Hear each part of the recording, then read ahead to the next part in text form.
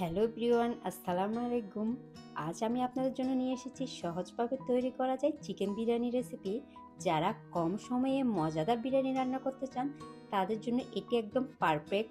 অথবা সামনে আসছে পবিত্র রমজান মাস, ইফতারিতে ভাজা পোড়া না খেয়ে এই সহজ বিরিয়ানিটা ট্রাই করতে পারেন। কোনো প্রকার শান অথবা প্রাণ মশলা ছাড়াই ঘরে থাকা অল্প উপকরণ দিয়ে আপনি তৈরি করতে পারবেন সুস্বাদু চিকেন বিরিয়ানি। তাহলে আর দেরি কেন, চলুন রেসিপিটি শুরু করা যাক।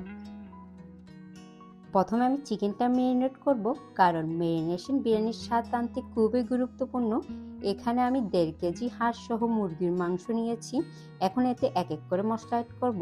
প্রথমে আমি দিয়ে দিচ্ছি দই 1 কাপ, লাল মরিচের গুঁড়ো 3 চা চামচ, হলুদ গুঁড়ো 1 চা চামচ, গরম মশলা গুঁড়ো 3 চা চামচ, জয়ফল ও জয়ত্রী গুঁড়ো আধা চা চামচ, আদা ও রসুন বাটা 2 চা চামচ, পেঁয়াজ কুচি 1 কাপ, পেঁয়াজ বেরেস্তা আধা কাপ, কাঁচা মরিচ কুচি 4-5টা, ধনিয়া পাতা ও পুদিনা পাতা কুচি, পরিমাণ মতো লবণ, লেবুর রস আধা কাপ দিয়ে ভালো করে মেখে কমপক্ষে 30 মিনিটের জন্য ম্যারিনেট হতে রেখে দিব।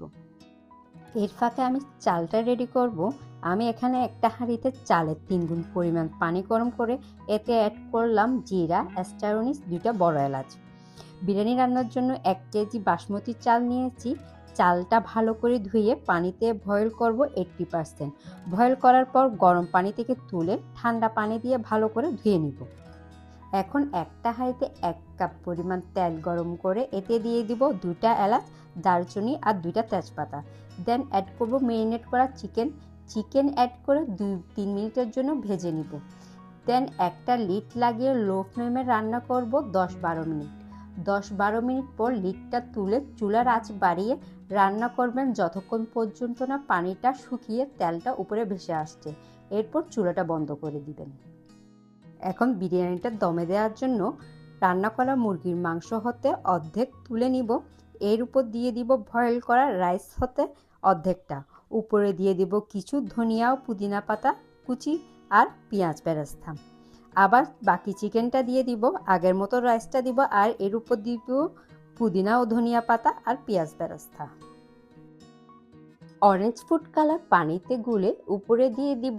এখন লিড লাগিয়ে একদম কম আছে 10 থেকে 15 মিনিটের জন্য চুলায় দমে বসিয়ে রাখবো। 15 মিনিটের মধ্যেই বিরিয়ানিটা দম হয়ে একদম পরিবেশনের জন্য প্রস্তুত।